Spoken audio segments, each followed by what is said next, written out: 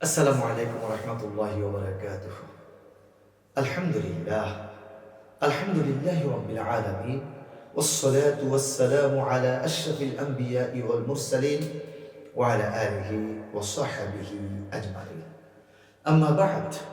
দেশি প্রবাসী কাছের দূরে যারা যেখান থেকে এই মুহূর্তে দেখছেন এবং পরবর্তীতে দেখবেন, আপনাদের সকলকে স্বাগত জানাচ্ছি আমি মোহাম্মদ নাসিরউদ্দিন হেলালি। প্রিয় দর্শক, আজ আমাদের বাংলাদেশে পবিত্র রমজানুল মুবারকের অষ্টম তারাবি আদায় করা হবে ইনশাআল্লাহ। তেলাওয়াত করা হবে 11তম পারা, আর এই পারায় রয়েছে সূরা আত-তাওবার 94 নম্বর আয়াত কারীমা থেকে শুরু করে সূরা হুদের 5 নম্বর আয়াত কারীমা পর্যন্ত। আসুন তাহলে আমরা প্রথমে করণীয় বিষয়গুলো জেনে নিই। করণীয় বিষয়ের মধ্যে রয়েছে মুসলমানদের নিকট থেকে যাকাত আদায় করা ইসলামী রাষ্ট্রের দায়িত্ব কর্তব্য। যাকাত দাতা নিজে যাকাত দিচ্ছেন, আসলে এটা ইসলামের বিধান নয়। নিয়ম হচ্ছে রাষ্ট্রের পক্ষ থেকে কর্মকর্তা থাকবে, সেই যাকাত আদায়কারী কর্মকর্তারা যাকাত দাতার কাছ থেকে যাকাত গ্রহণ করবে এবং দরিদ্র জনগোষ্ঠীর মাঝে যাকাত বিতরণ করবে। এখন যেহেতু ইসলামী স্টেট কায়েম নাই, তাহলে আপনি নিজের যাকাত নিজে দিচ্ছেন, আদায় হয়ে যাবে। আর যদি আপনার সমাজে, আপনার এলাকাতে এমন কোনো ব্যক্তি থাকেন যিনি আপনার কাছ থেকে যাকাতটা নিয়ে সেই যাকাত সুষম সুন্দর বন্টন মানুষের মধ্যে করে দেবেন, তাহলে আপনি তার কাছে বা এমন কোনো সংস্থা থাকলে সেই সংস্থাকে আপনি যাকাত দিতে পারেন। এরপর কাজ করার সময় জবাবদিহির অনুভূতি থাকতে হবে। আপনাকে কেউ কোনো কাজ দিয়েছে, আপনি কোনো কাজ করছেন, কোনো আমল করছেন, জবাবদিহির ভূমিকা থাকতে হবে। মনে রাখবেন, এই কাজ আল্লাহ পাক রব্বুল আলামিন আপনার কাছ থেকে হিসাব নেবেন। জান্নাতের গ্যারান্টি প্রাপ্ত মুমিনের গুণাবলী অর্জন করতে হবে। এই গুণাবলীগুলো রয়েছে পবিত্র কোরআনুল কারীমের সূরা আত-তাওবা 112 নম্বর আয়াতে কারীমা। আল্লাহকে ভয় করতে এবং সত্যবাদীদের সাথে থাকতে আল্লাহ পাক রব্বুল আলামিন নির্দেশ দিয়েছেন। ইয়া আইয়ুহাল্লাযীনা আমানুত্তাকুল্লাহ ওয়া কুনু মা'আস সাদিকিন। ঈমানদারদেরকে আল্লাহ পাক আহ্বান করছেন, হে ঈমানদাররা, তোমরা আল্লাহকে ভয় করো আর সত্যবাদীদের সাথে থাকো। যদি সত্যবাদীদের সাথে থাকে তাহলে তো আলহামদুলিল্লাহ ভালো, আর যদি মিথ্যাবাদী খারাপ মানুষের সাথে থাকে তাহলে আস্তে আস্তে করে নিজেও মিথ্যাবাদী হয়ে যাবে, খারাপ লোক, নিজেও খারাপ পরিণত হয়ে যাবে। এরপর পার্থিব জীবনকে ক্ষণস্থায়ী মনে করতে হবে। এই দুনিয়াবী জীবন, এই পার্থিব জীবন, এটা আসলে ক্ষণস্থায়ী। আখিরাতের জীবন চিরস্থায়ী, এটাকে মনে রাখতে হবে। আল্লাহর পক্ষ থেকে আগত মহাসত্যকে গ্রহণ করতে হবে।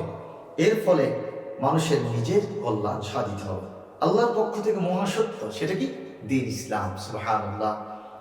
আল্লাহ পাক রব্বুল আলামিন ইসলামের মতো এরকম নিয়ামত আমাদেরকে দান করেছেন।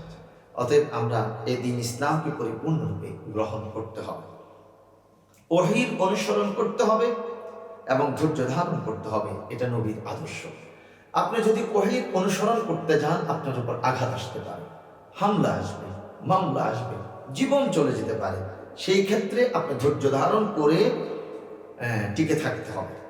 প্রতিপালকের নিকট ক্ষমা প্রার্থনা চাইতে হবে এবং তার দিকেই ফিরে আসতে হবে, অর্থাৎ আল্লাহর পথে চলতে হবে। যদি কোনো ভুল ত্রুটি করে ফেলি তাহলে সাথে সাথে ক্ষমা চেয়ে নিতে হবে। এই ছিল আমাদের আজকের করণীয় বিষয়। আসুন আমরা এবার বর্জনীয় বিষয়গুলো জেনে নিচ্ছি। মুসলমানদের ঐক্য নষ্ট করার উদ্দেশ্যে কোনো মসজিদ নির্মাণ করা যাবে না। যেমন মুনাফিকরা মসজিদ নির্মাণ করেছিল, সেই মসজিদকে বলা হয় মসজিদে দিরার। মুশরিকদের জন্য আল্লাহর নিকট ক্ষমা প্রার্থনা করা যাবে না, তারা আত্মীয় হলেও। কোন মুশরিক আপনার কাছে দোয়া চেয়েছে, আপনি বলতে পারবেন না ফি আমানিল্লাহ। কোন মুশরিক আপনার কাছে দোয়া চেয়েছে, আপনি হ্যাঁ না কিছু বলার দরকার নেই বা দোয়া করার দরকার নেই। হ্যাঁ, যদি আপনি কার্ডিসি মেনটেন করে যেতে হয়, দোয়া চেয়েছে, আচ্ছা ঠিক আছে দেখুন, বা আচ্ছা ঠিক আছে, আচ্ছা ঠিক আছে, বাস, ওকে, আর বেশি না। জাহান্নামীদের স্বভাব অনুসরণ করা যাবে না। আখিরাতের কথা ভুলে থাকা, শুধু পার্থিব জীবন নিয়ে উৎফুল্ল থাকা যাবে না। প্রিয় দর্শক, নিজের খেয়াল খুশি মতো নিজেকে হালাল কিংবা হারাম বলা যাবে না। কোনো জিনিস আপনার সামনে এসেছে, আপনার নিজের খেয়াল খুশি মতো সেই জিনিসটাকে আপনি হালাল বলবেন, সেই জিনিসটাকে আপনি হারাম বলবেন না, এটা হতে পারে না, কোনো অবস্থাতেই না। এরপর আসুন, আল্লাহ ব্যতীত কাউকে ডাকা যাবে না। তারা উপকারও করতে পারে না, ক্ষতিও করতে পারে না। একটা প্রতিমা, এর নাকের উপর যদি কোনো মশা বসে, মাছি বসে, সে তো মশা মাছিও নিজের নাকের উপর থেকে সরাতে পারবে না। সে যদি হা করে থাকে, ওটার মধ্যে যদি কোনো কুকুর প্রস্রাব করে দেয়, সে তো তার মুখকে কুকুরের প্রস্রাব থেকে রক্ষা করতে পারবে না। তাহলে সে কারো উপকারও করতে পারবে না, কারো কোনো ক্ষতিও করতে পারবে না। অতএব আল্লাহ ব্যতীত এই সমস্ত প্রতিমাদেরকে বা অন্য উপাস্যদেরকে ডাকার কোনো সুযোগ নেই। আল্লাহ ব্যতীত অন্য কারো ইবাদতও করা যাবে না। আমরা একমাত্র ইবাদত করব, একমাত্র বন্দী করব, একমাত্র দাসত্ব করব আল্লাহ পাক রব্বুল আলামিনের।